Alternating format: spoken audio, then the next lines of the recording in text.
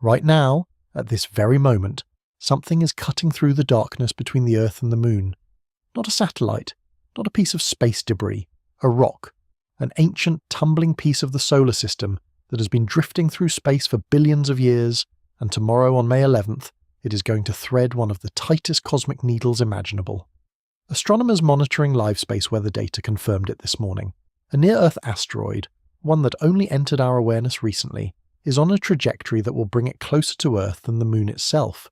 It will pass at less than 1 lunar distance. To put that in perspective, the Moon sits roughly 239,000 miles away. This rock will fly inside that boundary at over 14 kilometers per second, crossing that gap so fast that by the time you finished reading a single page of a book, it would already be gone. We have never sent humans that far into space. But tomorrow, a mountain of ancient rock is going to fly through that very region as if it owns the place. This is the story of what we know, what we don't know, and what this kind of event tells us about the invisible shooting gallery our planet sits inside every single day. To understand why tomorrow's flyby matters, you need to understand the neighborhood Earth actually lives in. Most people picture the solar system as this clean, orderly arrangement of planets drifting in wide open space. The sun in the center, the planets in their lanes, everything calm and predictable. That picture is technically accurate, but it leaves out something important. Between Mars and Jupiter, there is a belt of rocky debris. Hundreds of thousands of objects ranging from pebbles to bodies dozens of miles wide, all orbiting the sun in a loosely defined region. Most of them stay there, circling quietly, completely harmless to us. But over millions of years, gravitational forces, particularly from Jupiter, nudge some of these objects into new trajectories. They drift inward. Their orbits evolve, and eventually some of them cross the path of Earth.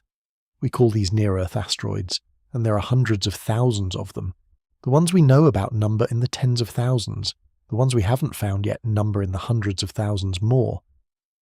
The asteroid making its close approach tomorrow belongs to a class of objects that cross Earth's orbit on a regular basis. These are not rare. What makes tomorrow's event unusual is not that it exists, but how close the geometry works out to be. The vast majority of near-Earth asteroids that pass through our neighborhood do so at a comfortable distance. Several lunar distances, 10, 50. Close enough to track, far enough that no serious scientist loses sleep over it. At less than 1 lunar distance, tomorrow's visitor is operating in a completely different category. The object was discovered recently, which is itself a story worth telling. This is not an asteroid that has been tracked for decades. It was identified and designated only after modern sky survey technology picked it up. That is not unusual. In fact, it reflects a quiet revolution that has been happening in planetary defense over the past 15 to 20 years. Before the late 1990s, we had almost no systematic program for finding and cataloguing near-Earth asteroids. The idea of tracking these objects seriously, building a comprehensive census of the threats near our planet, was considered niche at best. A small number of dedicated astronomers were doing it essentially on their own. The broader scientific community, the governments, the major space agencies, none of them had made it a real priority. That changed with a piece of legislation in the United States that directed NASA to find and catalogue a large fraction of near-Earth asteroids above a certain size. That directive, combined with new telescope technology and automated sky survey programs, transformed the field. Suddenly there were dedicated telescopes scanning the sky every clear night, automatically comparing images, flagging anything that moved against the fixed background of stars.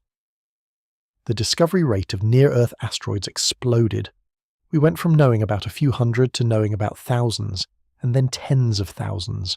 The object making its approach tomorrow was found by exactly this kind of automated survey. A telescope somewhere, running its nightly scan, noticed a faint point of light moving in a way that didn't match any known object.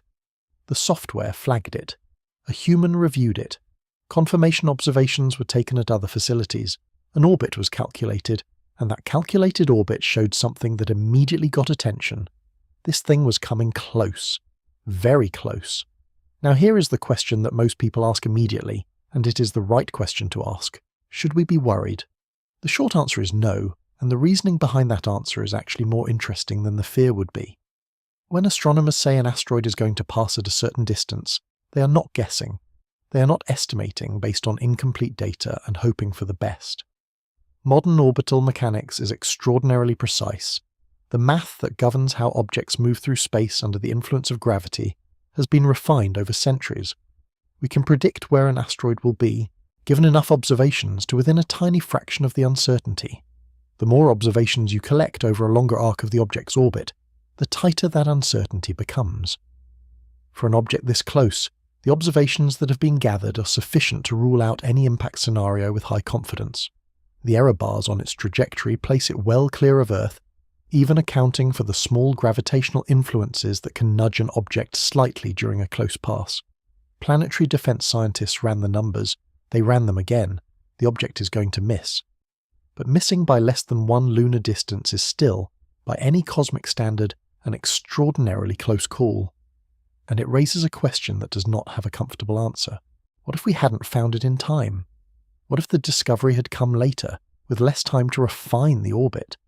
What if the orbit calculation had placed it on an impact trajectory? Those questions are not hypothetical. They are the exact questions that drive the entire field of planetary defense, and they are the reason that what is happening tomorrow deserves more attention than it is probably getting. Let us talk about scale for a moment, because the human brain is genuinely bad at internalizing the numbers involved in asteroid impacts.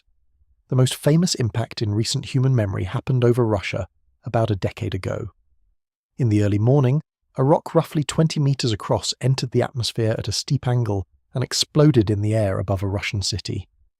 The shockwave from the airburst blew out windows across a wide region, injured hundreds of people, and caused significant property damage. And the object itself was relatively small by asteroid standards, 20 meters across, a rock the size of a small building. The energy released by that explosion was roughly equivalent to 30 Hiroshima bombs. From a rock 20 meters across detonating in the upper atmosphere, not even reaching the ground. The object making its approach tomorrow is larger than that, potentially significantly larger, though the exact size estimate depends on assumptions about how reflective its surface is. Current estimates place it somewhere in the range of tens of meters to perhaps a couple hundred meters. At the upper end of that range, we are talking about an object that, if it hit, would not be a regional event, it would be a civilization-altering one. But it is not going to hit. We are very confident of that. The reason to walk through the impact scenario is not to frighten anyone. It is to calibrate the stakes, because the stakes are what make the detection and tracking work so important. The thing about asteroid impacts is that they are one of the few large-scale natural disasters that are, in principle, entirely preventable. Earthquakes cannot be stopped, hurricanes cannot be stopped, volcanic eruptions cannot be stopped, but an asteroid on a collision course, detected with sufficient lead time, is something we can actually do something about. The physics allows for it. The question is always whether we had the warning early enough and the capability to act. In 2022, a spacecraft deliberately slammed into a small asteroid in a test of exactly this concept. The spacecraft was not trying to destroy the asteroid, it was trying to nudge it, to change its velocity by a tiny amount, which over time would translate into a significant change in its orbital path. The test worked. The asteroid's orbit changed by more than scientists expected. It was proof of concept for a deflection capability that, if needed, could protect Earth from an incoming threat. But deflection takes time. A spacecraft needs months, often years, to travel to an asteroid. The deflection itself takes time to translate into a meaningful change in trajectory. The whole system depends on early warning. Find the threat decades before it arrives, and deflection is feasible. Find it months before impact, and you are out of options.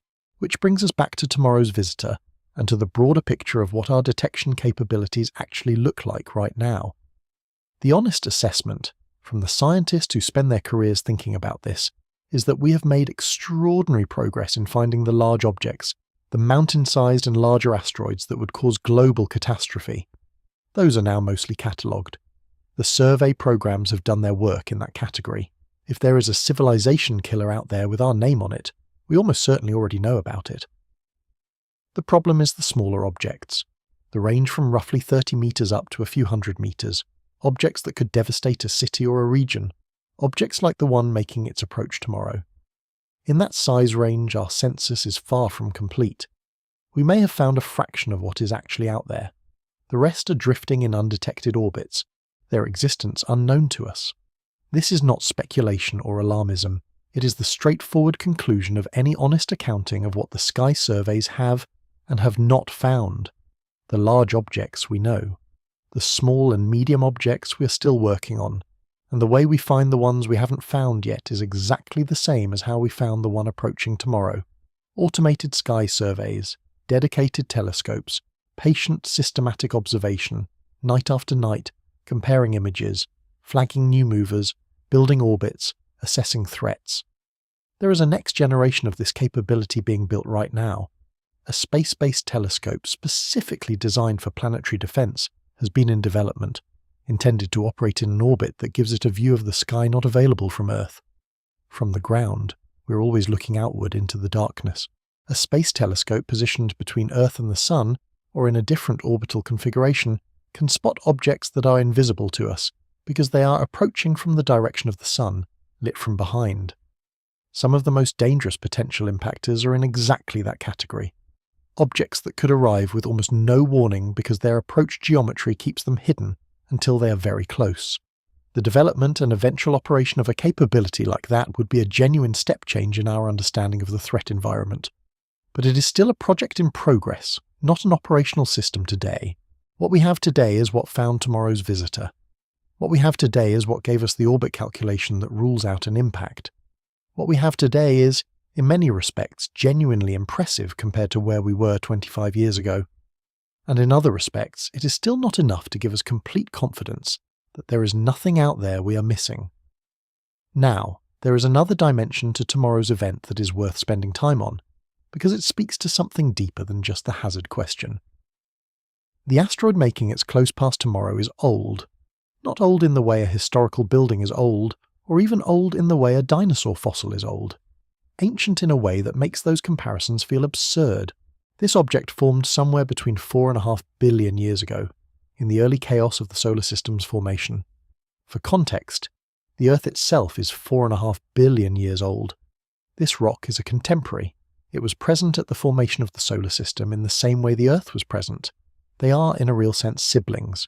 For all of those billions of years, it has been drifting, occasionally getting nudged by a planetary encounter, gradually evolving its orbit over millions of years of gravitational perturbation, spending almost all of that time in complete darkness, in the absolute cold between the planets, touched by nothing except the faint radiation pressure of the Sun slowly pushing it along, and tomorrow it will come closer to Earth than the Moon.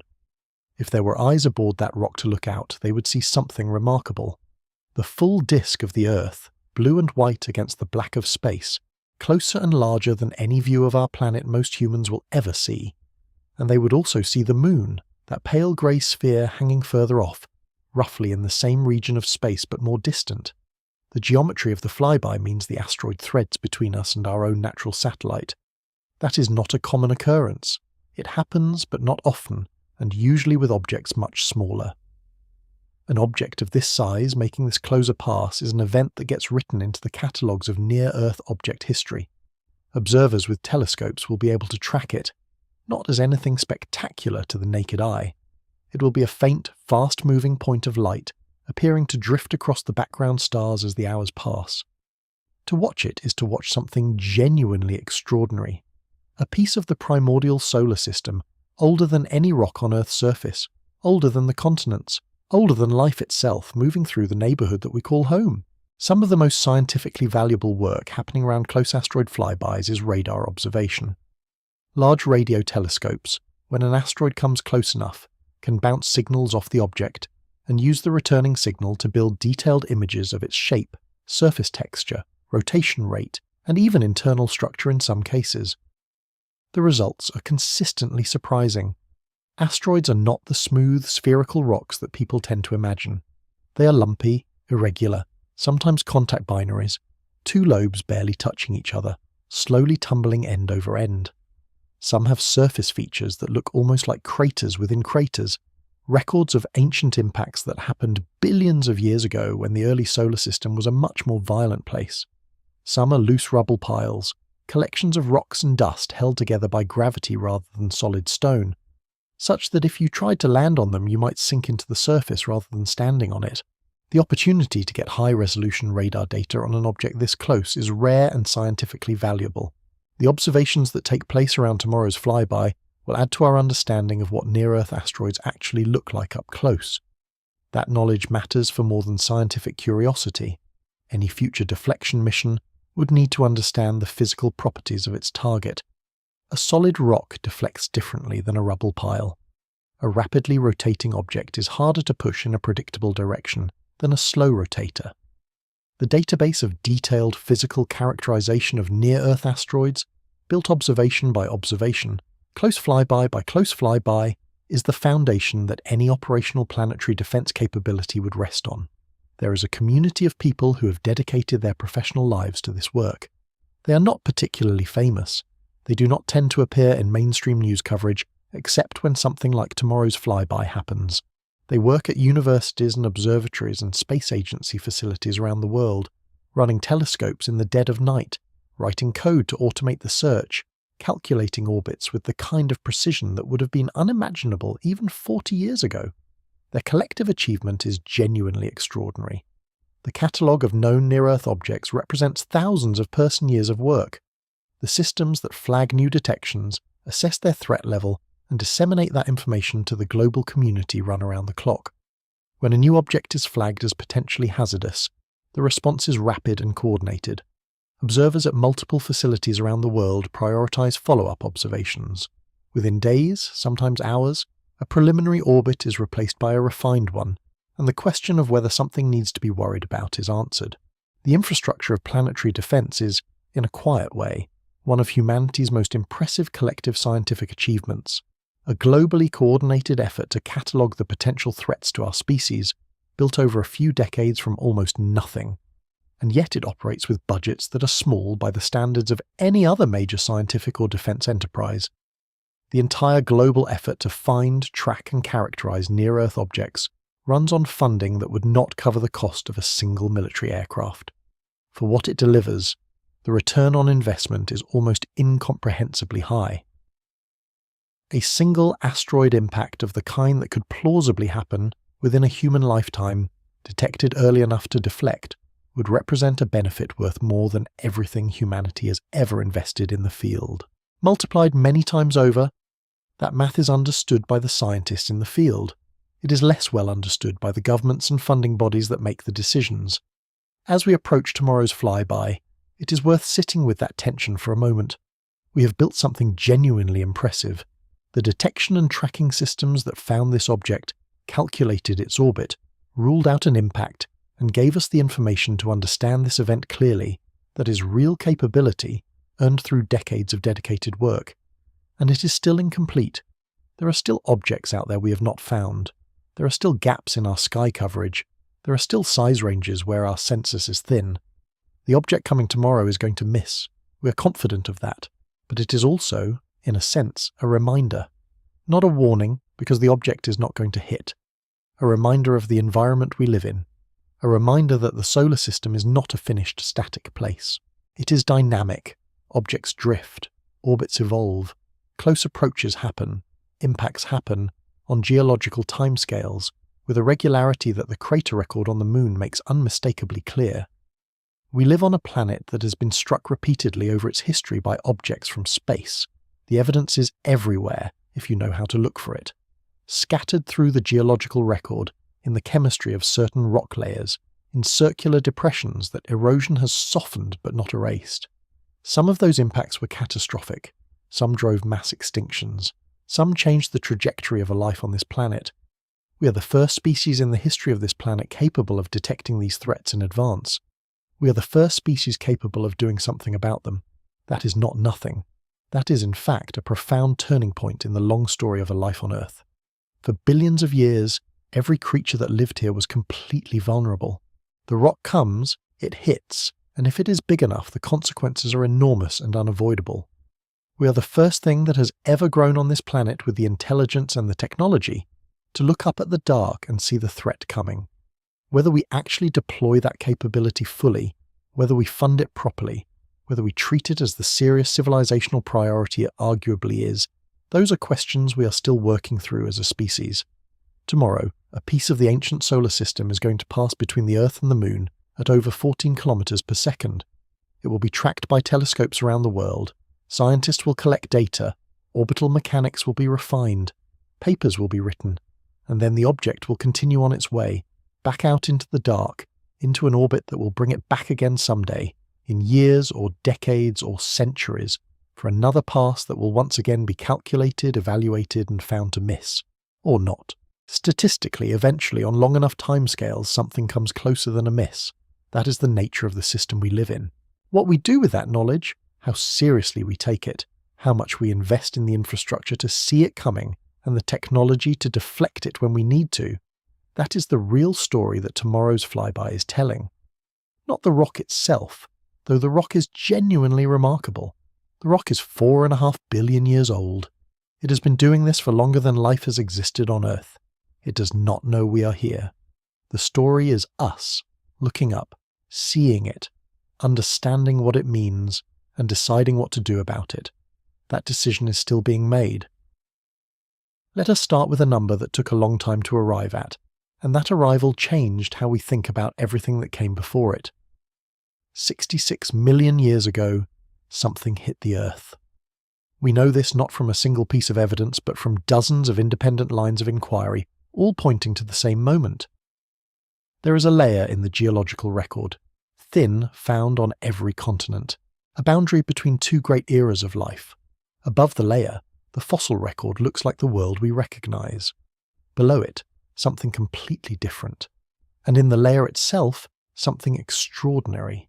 A concentration of a particular element, one rare on Earth's surface but abundant in certain types of meteorites, spread across the planet with a uniformity that only makes sense if it rained down from above, globally, all at once. The crater that impact left behind sits partly beneath the Gulf of Mexico, partly beneath the Yucatan Peninsula. It is almost 200 kilometers across. The rock that made it was roughly 10 kilometers in diameter. 10 kilometers. That is the scale of a city, not a building, not a mountain. A small city falling out of the sky at an angle, moving faster than the speed of sound by orders of magnitude, carrying more energy than every nuclear weapon ever built combined, detonated in a single instant against the surface of the Earth. The immediate effects were catastrophic in a way that is genuinely difficult to write about without the language becoming absurd. The impact vaporized rock and seawater, ejecting material into the upper atmosphere and into suborbital trajectories. Some of that ejector left the atmosphere entirely, became temporarily unbound from Earth, and then rained back down over the following hours. As it re-entered, the friction heated the upper atmosphere to temperatures that ignited wildfires across wide regions of the planet. Simultaneously, the dust and soot and sulfur ejected into the stratosphere began blocking sunlight. The planet darkened, it cooled. Photosynthesis collapsed.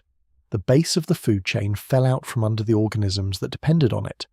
3/4 of all species on Earth went extinct, including every non-avian dinosaur. The world that exists today, with mammals dominant, with humans here to talk about it, is in a direct sense a consequence of that impact. The lineage that led to us was a collection of small, nocturnal, probably somewhat miserable creatures living in the margins of a world dominated by things much larger and more impressive. If that rock had missed, or had arrived at a slightly different angle, or had been a few kilometers smaller, the history of life on this planet branches into something we cannot even imagine. We would not be here to do the imagining. That is not a comfortable thought to sit with for very long, but it is an accurate one. The object that hit 66 million years ago is in a completely different size category from tomorrow's visitor. To be clear about that. What is coming tomorrow is not that. The concern, if we want to call it that, around an object of tomorrow's estimated size is not extinction level. It is city level, regional level at most. The scales are different by many orders of magnitude, but the mechanism is the same. A rock, formed in the same cloud of gas and dust that formed everything else in this solar system, drifting in an orbit shaped by the same gravitational physics, passing through the same inner solar system where Earth happens to live. The difference between a city killer and a civilization killer is size. The difference between a near miss and an impact is orbital geometry. Neither of those factors is a moral variable. Neither of them distinguishes between a Tuesday afternoon in human history and the most consequential day in the geological record. The physics does not care about the distinction. A rock on an impact trajectory hits. Whether the rock is 10 meters or 10 kilometers is about consequences, not mechanism. Understanding that is part of what the planetary defense community has been trying to communicate to policymakers for decades. It is not a binary situation where you either have a civilization-ending threat or you have nothing worth worrying about. There is a whole spectrum, and different parts of that spectrum require different responses. At the large end, the response is long-lead time deflection. Find it decades out, redirect it slowly, and the problem is solved without drama. At the middle end, things become more complicated because you need both the detection and the capability within a shorter window, and the decisions about whether and how to respond become more difficult.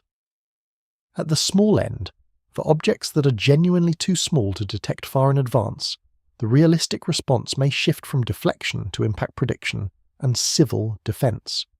Knowing where it's going to land with enough notice to evacuate the affected area is, in some scenarios, the best realistic outcome.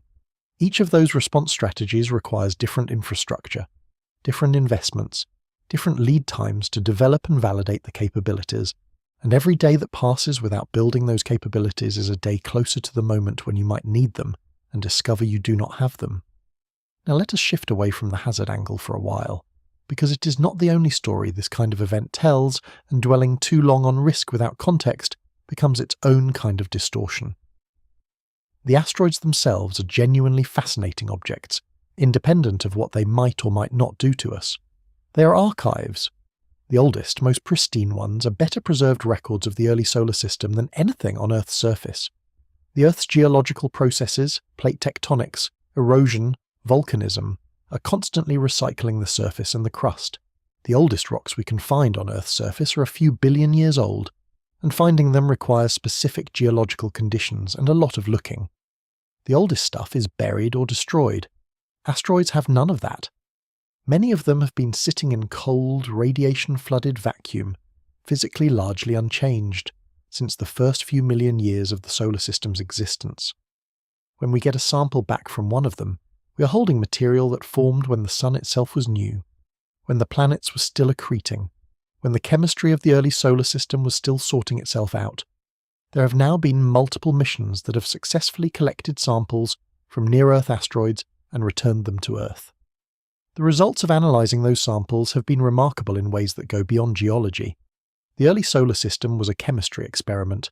The raw ingredients were available: carbon, hydrogen, oxygen, nitrogen, phosphorus, sulfur, the building blocks.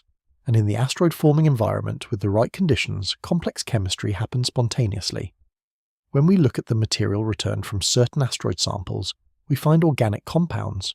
Not simple ones, complex ones. Amino acids, the building blocks of proteins, the foundation of life as we know it.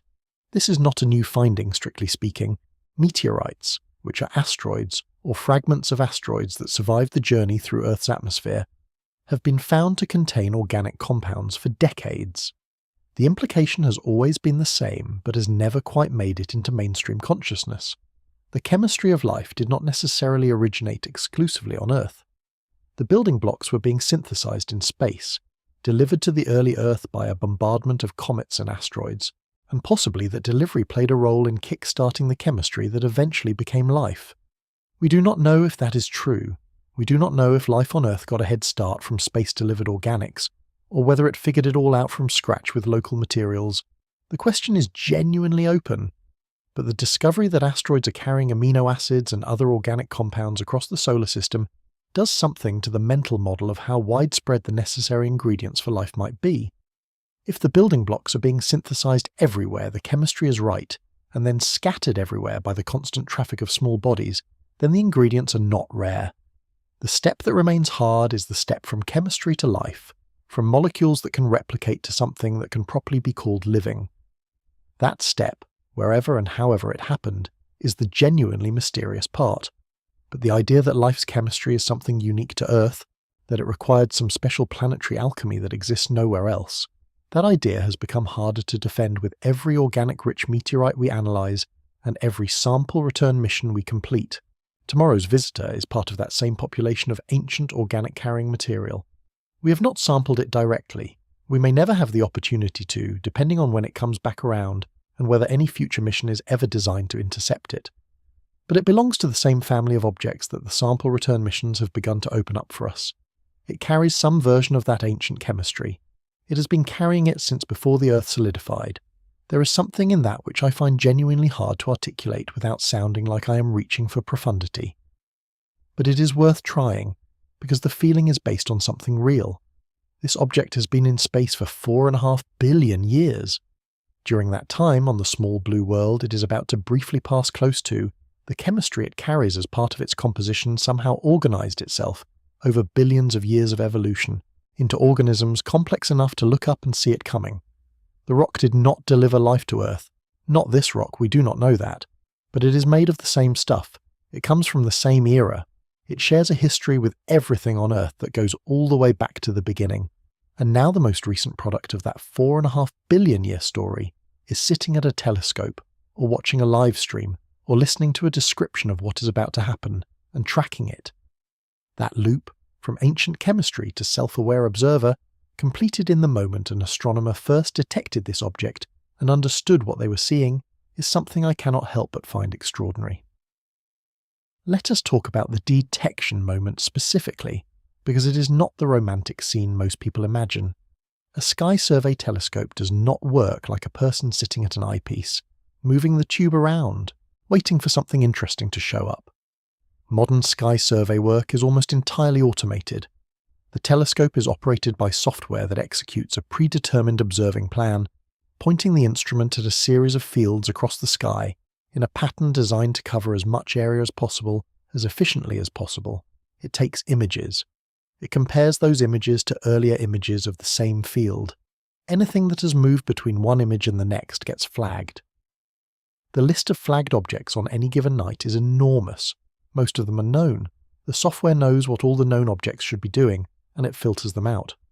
What remains after filtering is the list of potential new discoveries. That list still contains a lot of junk. Cosmic rays hitting the detector and leaving a bright dot that looks like a moving object. Artifacts from image processing. Known objects that the catalogue did not perfectly predict. Human review is still part of the process, though increasingly the machine learning is getting good enough to do most of the weeding automatically. Eventually, in the middle of all that noise, a new object shows up. It moves in a way that says it is not a main belt asteroid in a comfortable, faraway orbit. It moves fast, the way close things move against the background of distant stars. And its brightness, when you calculate what that implies about its distance, puts it in the neighbourhood of Earth. At that point, more observations happen fast.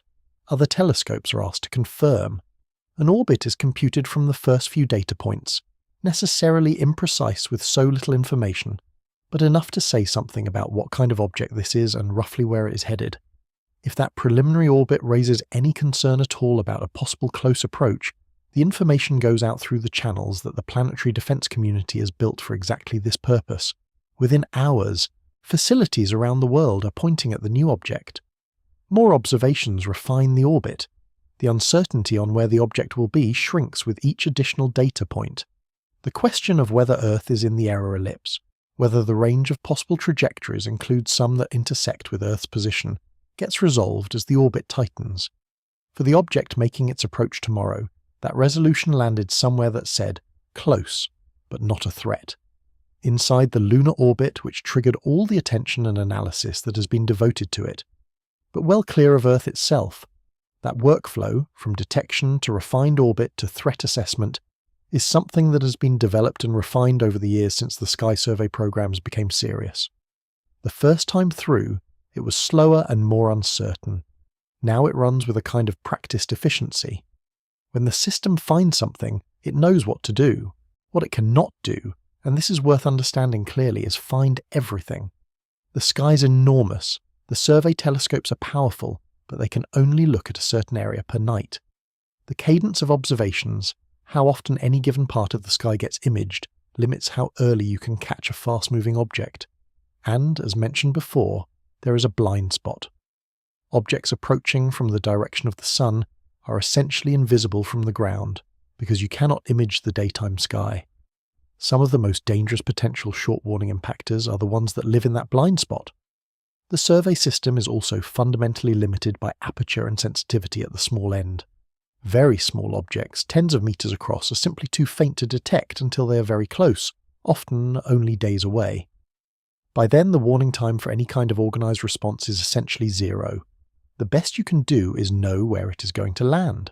These are structural limitations of the current approach, not failures of the people operating it. The people are doing remarkable work with the resources they have. The limitations are built into the physics and the funding levels. There is a location in the solar system that was not well understood even a generation ago, and that has since become one of the most scrutinized and discussed regions in planetary science. It is not a planet. It is not a belt in the traditional sense. It is a region of orbital space that turns out to be a kind of gravitational sorting mechanism, a place where the physics of the solar system concentrates certain kinds of objects and occasionally releases them inward toward Earth. Jupiter is the reason this exists. Jupiter is massive enough that its gravity shapes the orbital behavior of objects across a wide swathe of the solar system. Most famously, it is responsible for the main asteroid belt being a belt rather than a planet. The gravitational perturbations from Jupiter preventing the material in that region from ever accreting into a single large body. But Jupiter also does something more subtle and more directly relevant to planetary defense. In the asteroid belt, there are regions where an asteroid's orbital period forms a simple ratio with Jupiter's orbital period. If an asteroid completes 3 orbits of the Sun in exactly the time Jupiter completes 1, or 2 orbits for every one of Jupiter's, or any number of other small integer relationships, something happens over long timescales. Those orbital resonances create a situation where Jupiter's gravitational influence is delivered to the asteroid repeatedly, in the same orbital phase, over and over. Instead of averaging out over time the way it does for objects not in resonance, the perturbation accumulates, it builds up, and eventually it kicks the asteroid out of its current orbit. Where does it go? Inward, usually. Into the inner solar system, into the region where the terrestrial planets live, into the region where Earth is. This is one of the major pipelines that delivers near-Earth asteroids, material from the main belt sorted by resonance into objects that get gravitationally ejected and sent on new trajectories, eventually finding orbits that cross Earth's path. The process takes millions of years. It is slow and statistical, but it is constant. The pipeline is always running. There is another reservoir further out, a much larger one, the source of long-period comets and some other small bodies. It sits in a region of the solar system that extends far beyond the planets, a vast, cold, dark swarm of icy objects in loosely bound orbits. Occasionally a passing star, or the cumulative gravitational effect of the galaxy itself, perturbs one of these distant objects and sends it sunward. When it arrives in the inner solar system, we call it a comet. Some of them pass through once and never return. Some settle into shorter, more regular orbits. Some break apart under the stresses of solar heating and tidal forces. Comets are different from asteroids in composition, more icy, more volatile rich, capable of spectacular visual displays as the sun vaporizes their surfaces and drives plumes of gas and dust outward into beautiful tails visible across the night sky. But in terms of the impact hazard they represent, they are in the same category. A large comet on a collision course would be catastrophic.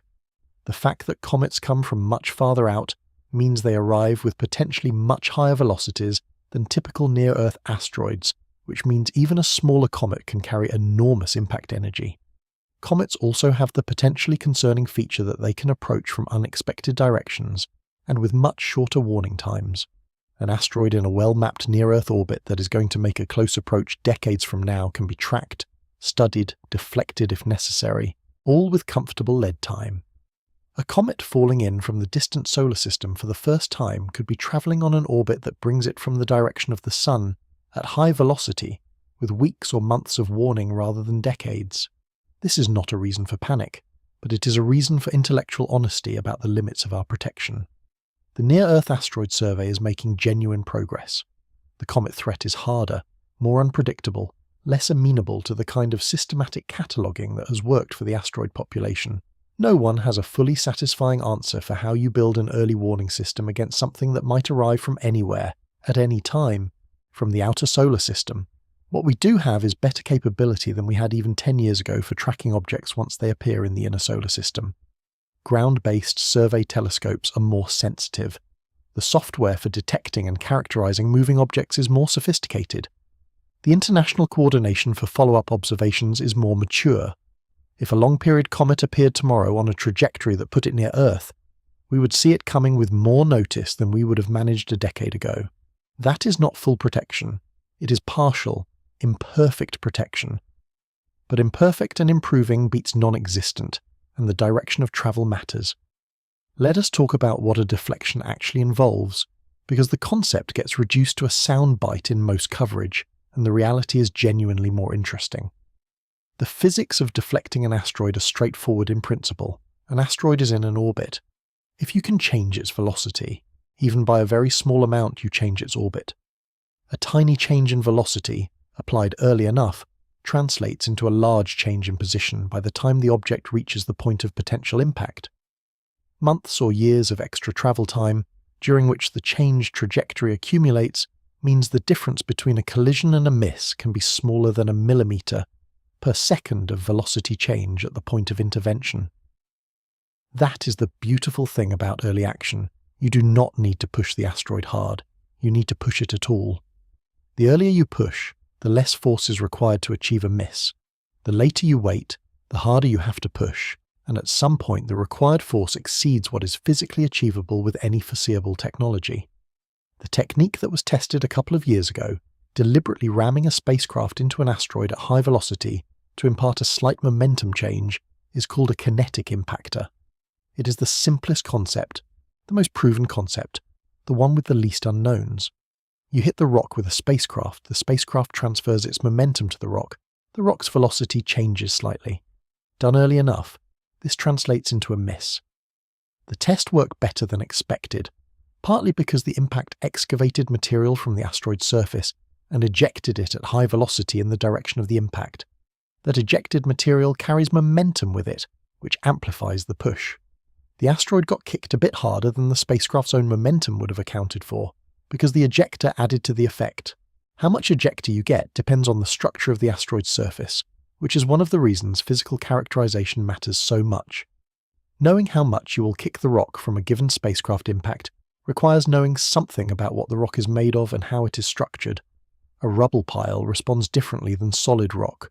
If you hit a rubble pile hard enough, you might punch through it and not transfer the momentum efficiently, or you might cause it to reshape itself in ways that change its surface properties and affect how future solar radiation pressure acts on it. A solid rock object will absorb the impact more cleanly and transfer momentum more predictably, but solid rocks are also more resistant to breaking apart, which matters if you ever needed a more forceful approach. The more forceful approaches exist as concepts, though they have not been tested. One involves moving an asteroid slowly over time by parking a spacecraft near it and using the gravitational attraction between the spacecraft and the asteroid to tug the asteroid gradually into a new orbit. It is fantastically slow and requires a very large spacecraft for even a modest asteroid, but it is precise and predictable. Another involves using laser energy or sunlight concentrated through a mirror to gradually heat and vaporize part of the asteroid's surface, creating a small rocket exhaust effect that, over months or years, changes the asteroid's velocity. These are all in the realm of concepts that have been analyzed but not tested at scale. There is also the nuclear option, which gets brought up in this conversation despite being genuinely the last resort. Not a nuclear explosion on the surface of an asteroid, which is less effective than people expect and risks fragmenting the object into multiple pieces that are each still on roughly the same trajectory. Rather, a nuclear detonation offset from the surface, using the radiation and plasma from the explosion to ablate and vaporize the surface material and create an asymmetric thrust. This approach, in principle, could move a larger object than the kinetic impactor approach in a shorter time frame. It is the option you reach for when the asteroid is big and the warning time is short and you need to move a lot of mass quickly. None of these approaches is a guarantee. All of them require lead time. All of them depend on the detection and orbit determination happening early enough to make the response feasible. And all of them require a decision to be made, by governments, by international bodies, about whether and how to act. That decision process introduces its own unpredictability. The political and legal landscape of planetary defense is something that does not get nearly enough attention. If we detected a large asteroid on an impact trajectory tomorrow, with decades of warning, the scientific community would know what to do relatively quickly. Send a deflection mission. Which technique to use depends on the specifics, but the technical path is clear. What is less clear is who authorizes the mission, who pays for it, who controls it.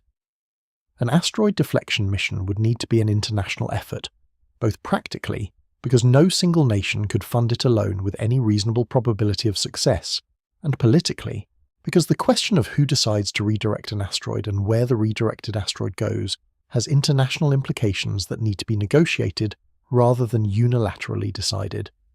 There is a thought experiment that illustrates this. Imagine a kinetic impactor mission that deflects an asteroid just enough that instead of hitting somewhere in the ocean, it hits somewhere on land. The specific region of impact changes.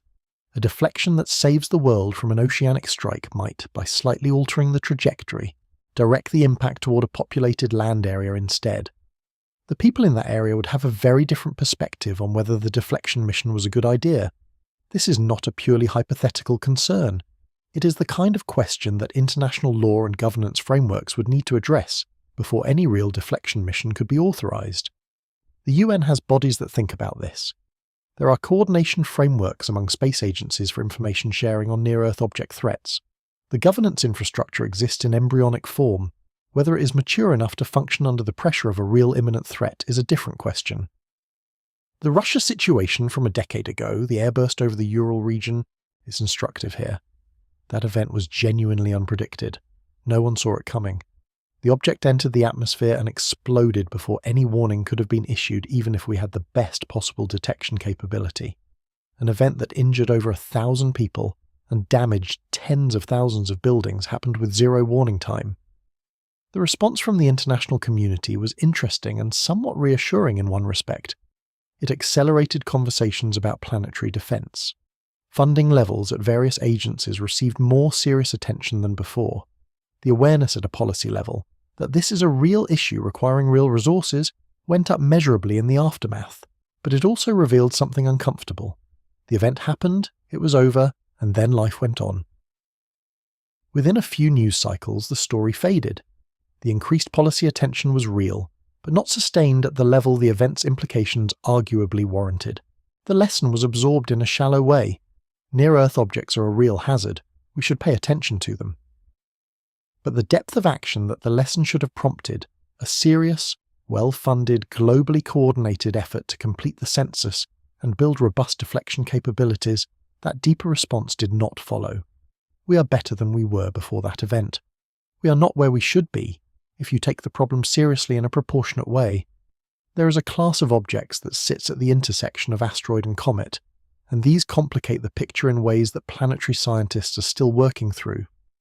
When an asteroid-like body approaches the Sun, something sometimes happens that it should not. By the simple model where asteroids are dry rocky objects and comets are icy bodies from the outer solar system. The rocky object starts displaying a faint tail, a small haze of material around it, activity that looks like what a comet does when its ices begin to sublimate under solar heating. These objects are called active asteroids. There are known examples orbiting in the main belt, never having come close to the Sun in the way a comet orbit would bring them close, yet they display cometary activity. The explanation seems to involve not the same kinds of ices that drive classical comet behavior, but something more subtle. Ice buried beneath the surface, insulated by layers of rock, that gets exposed by impacts or other disturbances and then briefly vaporizes.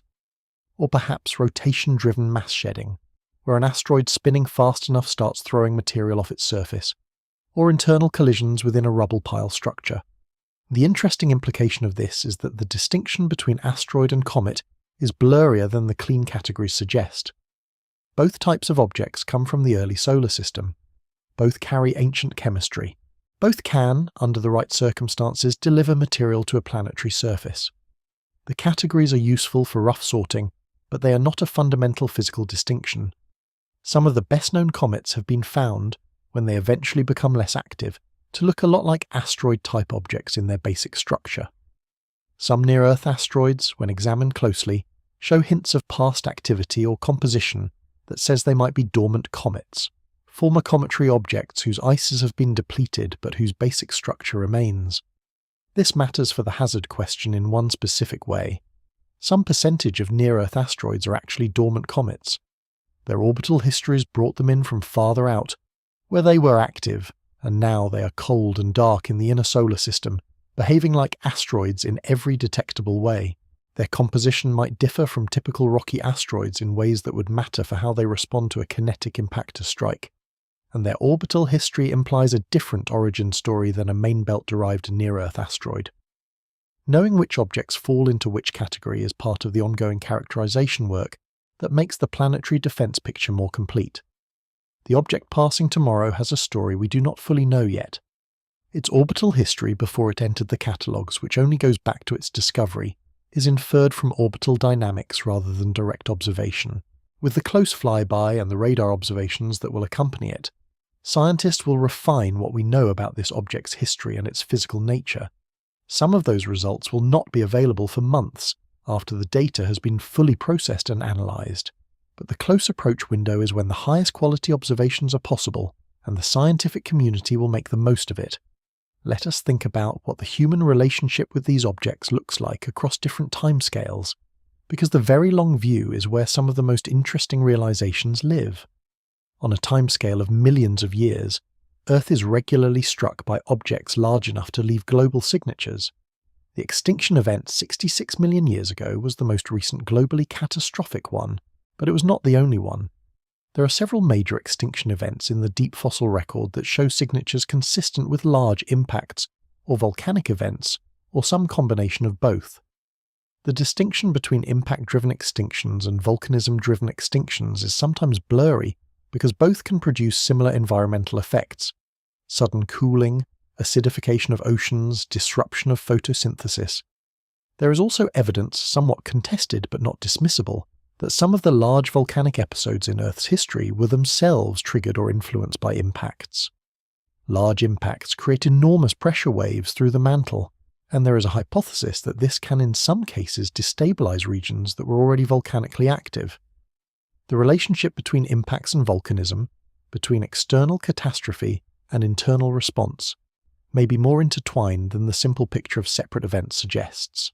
Over hundreds of millions of years, the cumulative effect of repeated impacts has had consequences that are difficult to disentangle from the geological record but are undeniably real. The distribution of certain minerals on Earth's surface, the late addition of water and organics to the young Earth during what is called the late heavy bombardment, the specific composition of Earth's crust in certain regions, all bear the signature of this long history of impacts. We tend to think of the Earth as a stable place, the continents moving slowly, the oceans slowly cycling, life evolving on time frames of millions of years. That is accurate for the day-to-day experience of living on the planet.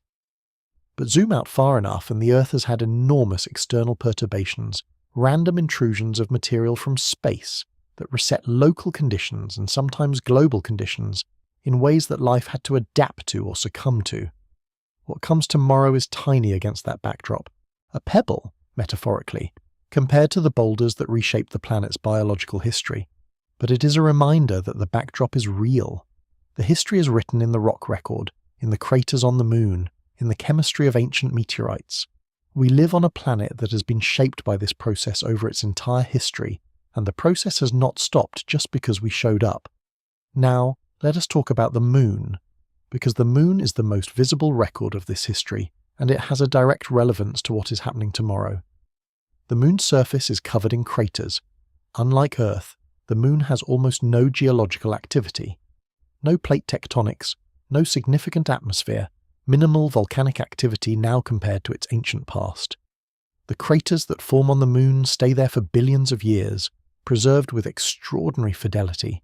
The moon is, in a sense, the solar system's geological tape recorder, a surface that has been keeping track of the impact history of the inner solar system for 4 billion years. When you look at the distribution of craters on the moon, the size distribution of those craters, the ages when they formed, inferred from the chemistry of the rocks collected by Apollo astronauts, and from remote sensing data, what you see is not a uniform rate. There was an early period of intense bombardment. Then things quieted. Then there are periodic variations in the rate that may reflect changes in the structure of the asteroid belt over time, perhaps driven by the orbital evolution of the giant planets, particularly Jupiter and Saturn, as they settled into their current orbits. This history is not fully understood. There are ongoing debates about the timing and cause of the heavy bombardment period, about whether there was a spike in the impact rate at a particular time roughly 4 billion years ago, about what drove variations in impact rates over the subsequent billions of years. These debates are active and productive and have not been settled. What is settled is that the record is there. Every crater on the Moon is a data point. Every data point tells us something about what has been flying through the inner solar system, how much of it, how large, from which directions. The Moon is our witness to the history of this region of space, in a way that Earth's own geology cannot be, because Earth keeps erasing the record. Tomorrow's visitor will not leave a record on the Moon. It is passing far from the lunar surface, its trajectory nowhere near an impact geometry with the Moon. But the objects that did leave those records were its predecessors in the same population of material. Rocky objects from the asteroid belt. Their orbits evolved by resonances and perturbations, falling inward into the inner solar system, sometimes hitting a planet, sometimes hitting a moon, sometimes missing everything and drifting into a new orbit or eventually falling into the Sun. That is the context of tomorrow's close approach. Not an isolated, remarkable event, but a sample of an ongoing process, observable in real time, that has been proceeding for the entire history of the solar system. We have simply, for the first time, developed the technology to see it happening. What does that observation mean, philosophically? I want to try to answer that honestly, rather than reaching for a comfortable resolution. The standard conclusion you might expect at this point in a piece like this is something reassuring. We are building the tools. We are making progress. Science will protect us. That conclusion is not wrong, exactly, but it is incomplete. Because the observation that we can now see the process does not automatically mean we're making the choices necessary to protect ourselves from it. Seeing and acting are different things, and the history of how humans respond to long-horizon threats that are real, but whose worst consequences may be decades or centuries away, is not entirely encouraging. Climate change is the obvious parallel, not in the mechanism, which is completely different, but in the structure of the problem, a threat that is real, that is well understood by the scientific community, that requires investment and action now to forestall consequences in the future, that is easy to deprioritize against more immediate concerns, and that tends to prompt alarm among experts and relative complacency among the broader policy world.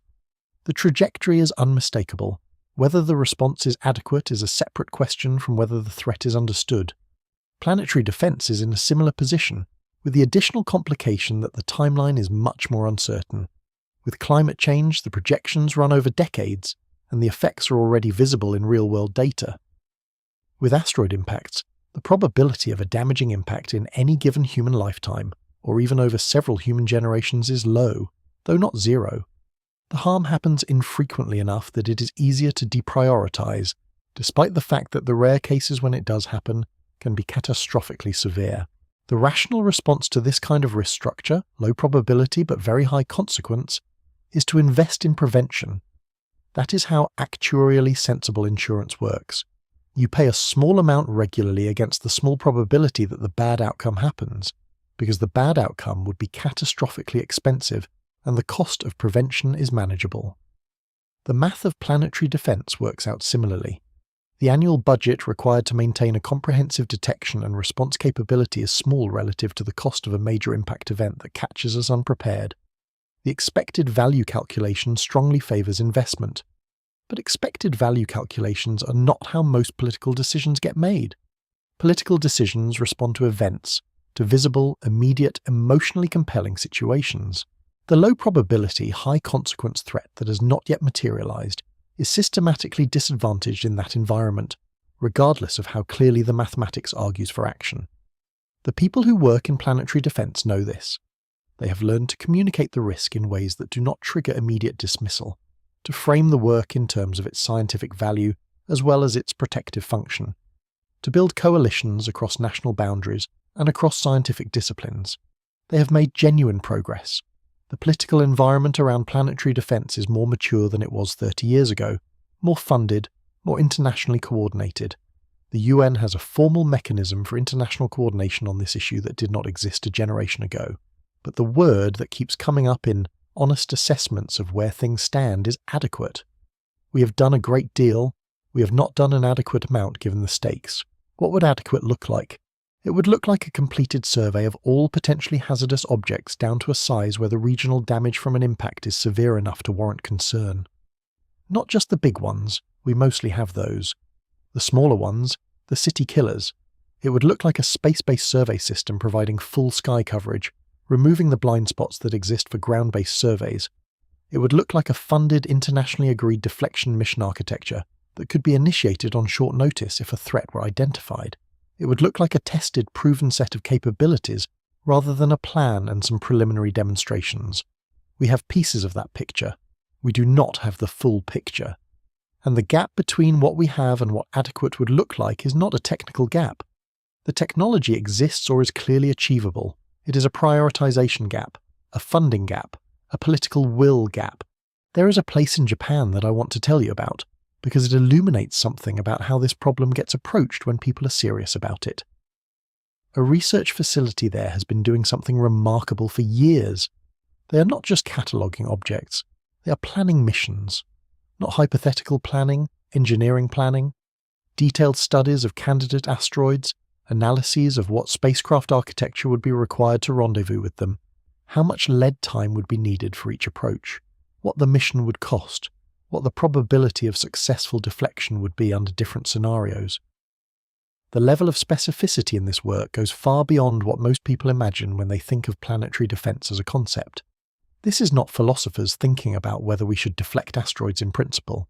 This is engineers working out whether a particular spacecraft bus from a particular manufacturer could achieve the required delta V to intercept a particular object within a particular launch window, and how much propellant mass that would require, and whether the current launch vehicle family can lift that mass. It is deeply practical, seriously operational work. Similar work is happening in the United States, in Europe, in China, in Russia, in institutions around the world that see this as both a genuine scientific challenge and a genuine practical responsibility. The community is not large, it would fit comfortably in a single conference hall, but the quality of thinking is high, and the results over the past 2 decades have been tangible. The deflection test a few years ago was the culmination of years of exactly this kind of engineering analysis.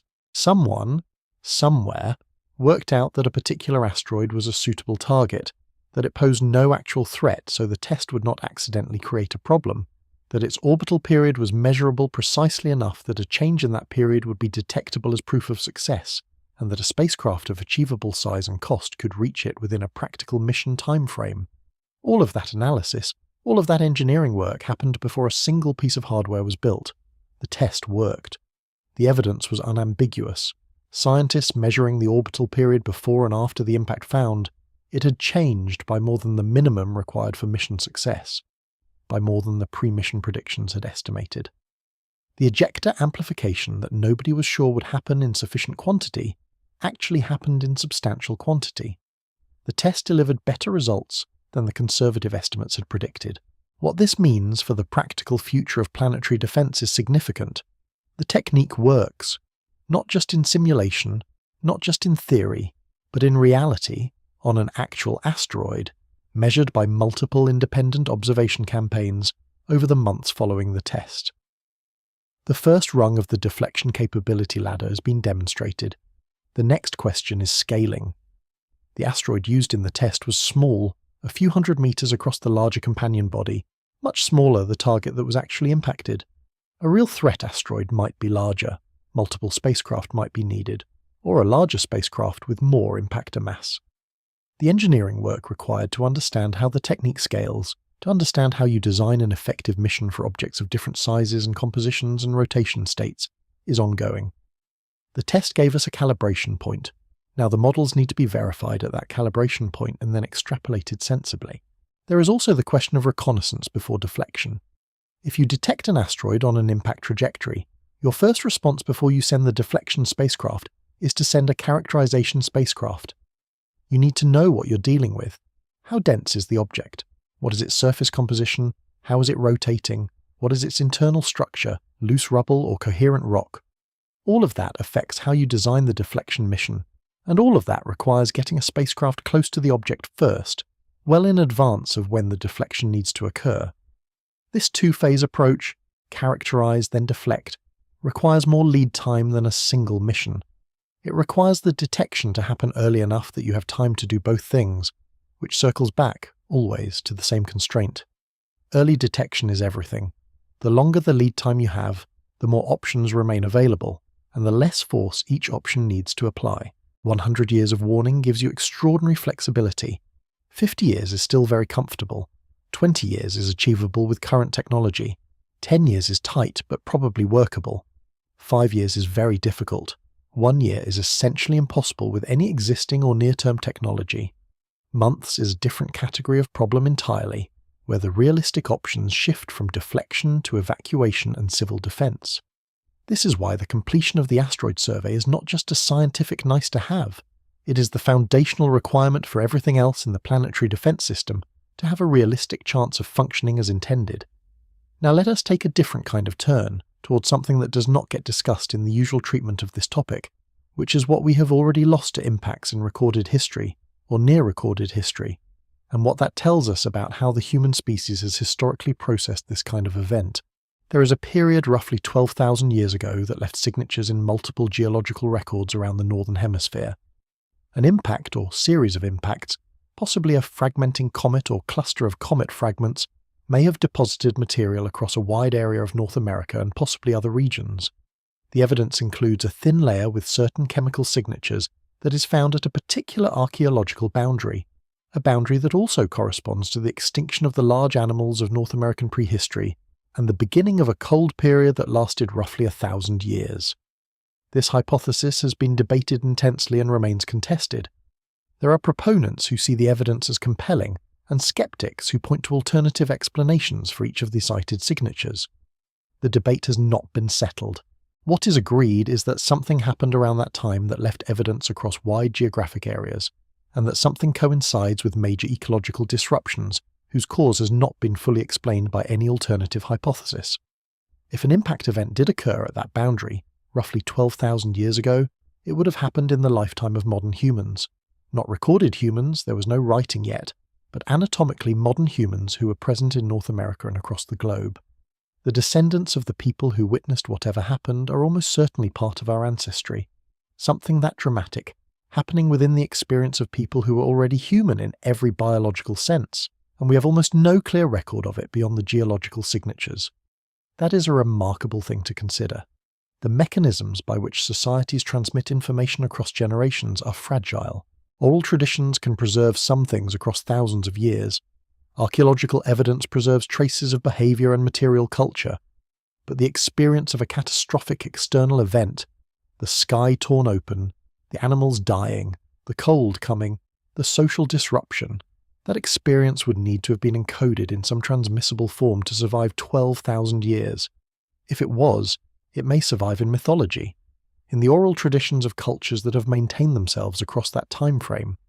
Some researchers have looked for exactly this, trying to find connections between widespread mythological traditions and known or suspected impact events.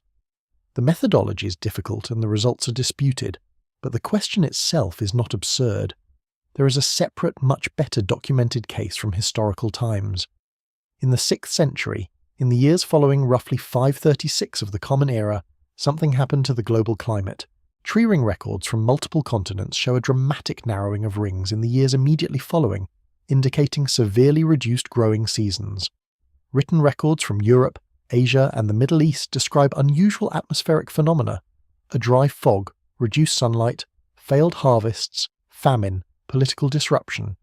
The period following 536 has been called, by some historians of climate, the worst year to be alive in the past 2,000 years. The cause of this climatic disruption is debated. A large volcanic eruption is the leading candidate, and there is evidence for a major eruption around this period. But some researchers have pointed to evidence consistent with a cometary or fragmentary impact event coinciding with the same period. The atmospheric loading that would explain the observed dimming, the specific chemical signatures in ice cores from this period, are consistent with either a massive volcanic injection or an impact event with certain characteristics. The debate has not been fully resolved. What is beyond debate is that the event, whatever it was, had profound human consequences. The climate disruption of the mid-6th century coincided with one of the most consequential periods of human history. The plague of Justinian, the first major outbreak of bubonic plague in the historical record, the decline of the Eastern Roman Empire, the rise of Islam. These events have complex causes, but historians of this period increasingly point to the climatic disruption as background context that made populations more vulnerable, weakened state capacity, and set conditions for the transformations that followed. If an impact event contributed even partially to that cascade, then we are living in a world whose modern history was shaped, at least in part, by a rock falling from the sky. The borders of modern nations, the distribution of religions, the languages people speak, all have roots in historical processes that were influenced by the conditions of the world into which they emerged. The 6th century disruption changed those conditions in ways that reverberated for centuries. If space contributed to that disruption, the connection from astronomy to human history is far more direct than most people would assume. We cannot know for certain. The evidence is ambiguous in ways that may never be fully resolved. But the possibility is worth holding in mind, not as an established fact, but as a reminder that the intersection of space history and human history is not confined to the distant geological past. It extends, potentially, into the period of recorded civilization. Now, the final dimension of tomorrow's event that I want to spend real time on, because it is the one that most directly connects to what comes next for our species. The conversation about near-Earth objects in the context of hazard is a defensive one. Find them, characterize them, deflect them if necessary, stay safe. That is the frame that most of this discussion has used, and it is a legitimate frame. The protective motivation is real and important. But there is another frame, one that is starting to get more serious attention in both the scientific community and in commercial circles. The same objects that represent a hazard in one context represent a resource in another. Asteroids are not just rocks. They are concentrations of materials that have been refined by the chemistry of the early solar system into specific compositions. Some asteroids are metallic, the remnant cores of planetesimals that formed, differentiated, heated, and then were shattered by collisions in the early solar system. The outer rocky parts of those planetesimals were stripped away, leaving behind the metallic cores, now orbiting as M-type asteroids. These objects are made predominantly of iron and nickel, the same metals that constitute Earth's core which we cannot access. But accessible in the asteroid, the metal content of a single metallic asteroid a few kilometers across would, if somehow delivered to Earth's surface, represent quantities of iron and nickel that dwarf anything ever mined in human history. The economic value is almost meaninglessly large by conventional measures. More practically interesting, at least for the near-term future, is the water content of certain asteroid types. Carbonaceous asteroids, sometimes called C-types, contain significant quantities of water locked in hydrated minerals. Some estimates put the water content of certain carbonaceous asteroids at 10 to 20% by mass. For a space economy, water is extraordinarily valuable, not for drinking, but because it can be broken into hydrogen and oxygen, which are rocket propellant. One of the most expensive and limiting factors in space operations is the cost of lifting propellant out of Earth's gravity well. If you can manufacture propellant in space from asteroids, you fundamentally change the economics of everything that comes after. You can refuel spacecraft in deep space. You can enable missions that would otherwise be impossible. The near-Earth asteroids, which are already close to Earth's orbital energy level, become a fuel depot network for the expansion of human presence beyond low Earth orbit. There are serious technical challenges. Mining an asteroid requires getting a spacecraft there, operating on a surface with essentially no gravity, processing and extracting material, and doing all of that in the harsh environment of space with no repair infrastructure nearby. None of this is impossible, but none of it is trivial. The engineering challenges are substantial, and the economics only work at certain scales and under certain assumptions about launch costs and space economy development. But the trajectory of technology is in the right direction. Launch costs have come down substantially. Robotic capability is improving. Remote operations and autonomous systems are maturing. The fundamental physics of asteroid mining is sound, which means the remaining barriers are engineering and economic rather than scientific. Given enough investment and enough time, asteroid resources are accessible. Why does this matter for tomorrow's flyby? Because the same orbit that brings this object into our neighbourhood also means it is relatively accessible from Earth. Near-Earth asteroids, by definition, are in orbits similar to Earth's. In terms of the delta V, the velocity change required to travel from Earth's vicinity to the asteroid and back, they are often easier to reach than the Moon. Not in terms of time, they may be farther in distance, but in terms of the energy required, which is what actually matters for spacecraft design, many near-Earth asteroids are quite accessible. The object coming tomorrow is, from one perspective, a potential resource. Unknown composition from a distance. Potentially water-rich, potentially metallic, potentially somewhere in between. With the close flyby comes better characterization data. With better characterization, data comes better understanding of what kind of object it is. And better understanding of what kind of object it is informs whether it might be a candidate for future robotic exploration or resource utilization. We are very early in the process of thinking about asteroids in economic terms rather than purely hazard or scientific terms.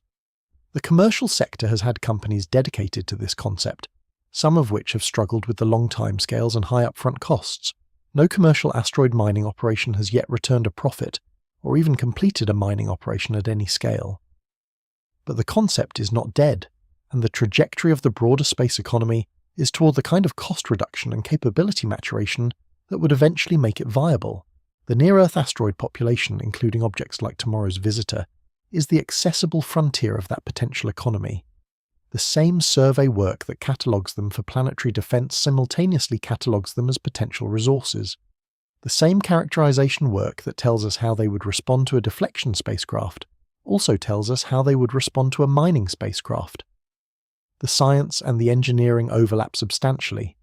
This dual-use nature of near-Earth asteroid research is part of why the field is attracting more interest now than it did a generation ago, not just from scientists and defense agencies, but from commercial interests, from investors, from policymakers thinking about the long-term trajectory of human civilization in space. The near-Earth asteroids are close enough to be relevant to human activities in the near and medium-term future, not just over geological timescales. Tomorrow's flyby is one data point in a population that will, if our civilization continues to develop, eventually become an important part of our economic and physical environment.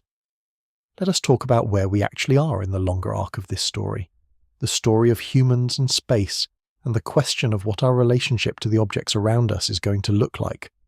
The first human-made object reached orbit in the late 1950s. The first human walked on the Moon in the late 1960s. Then something happened that almost never gets discussed clearly. We stopped.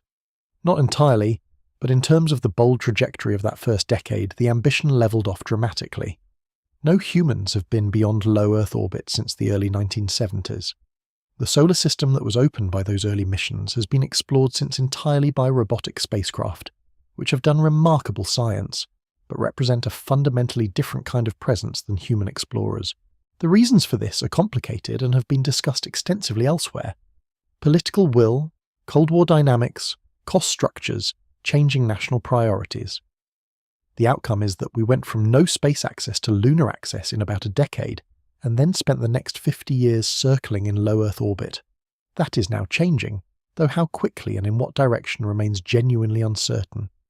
Multiple nations and commercial entities are developing lunar return capabilities. The technologies for deep space human missions are maturing. The conversations about permanent human presence beyond Earth, as aspiration, and as serious engineering problem, are happening in more places and with more resources behind them than at any point since the 1960s. The near-Earth asteroids, including the visitor coming tomorrow, are part of that picture. They are the places that would be the next logical destinations after the Moon, not because they are glamorous, they are not. They lack the evocative imagery of a planetary surface, but they are scientifically valuable, potentially resource-rich, and accessible in terms of mission energy. They are the destinations that make sense in the development of a real, operational, expanding human presence in the solar system. A mission to a near-Earth asteroid would be, in mission design terms, somewhat like a very long camping trip. No large body gravity to land on, no significant atmosphere to deal with, operating in microgravity for weeks or months at the asteroid's surface. The challenges are different from a lunar or planetary mission, but they are manageable. The scientific returns would be substantial, the first direct human investigation of an object that has been in space since the beginning of the solar system. Such missions are in planning stages, at various levels of seriousness, at several space agencies. Whether they happen, and when, depends on the same political and funding dynamics that have shaped human space exploration for the past 50 years. What I can say with confidence is that the people making those plans are not wasting their time. The asteroids are not going away. The physics of their accessibility is not changing. The scientific and economic case for visiting them is getting stronger as we learn more about what they contain. And the planetary defense case for understanding them better adds a third justification that stands independent of science and economics. The argument for taking near-Earth asteroids seriously is coming from multiple directions simultaneously, and that kind of convergence of motivation tends, historically, to eventually produce action. Tomorrow morning, when the light comes up and the telescopes that spent the night watching this ancient rock pass through our neighbourhood begin their shutdown procedures for the day, the object will already be gone. Moving at over 14 kilometers per second, it will have crossed the entire span of its closest approach window in hours. By the time most people are finishing their first cup of coffee, it will be receding back into the darkness, its closest approach already in the past, its next appearance in the inner solar system years or decades or centuries away. The data from that night's observations will take longer to process. The radar images, if observations were collected by the large radio telescope facilities that were scheduled to track it, will take weeks of processing to turn into the high-resolution surface maps that tell you about an asteroid's shape and structure.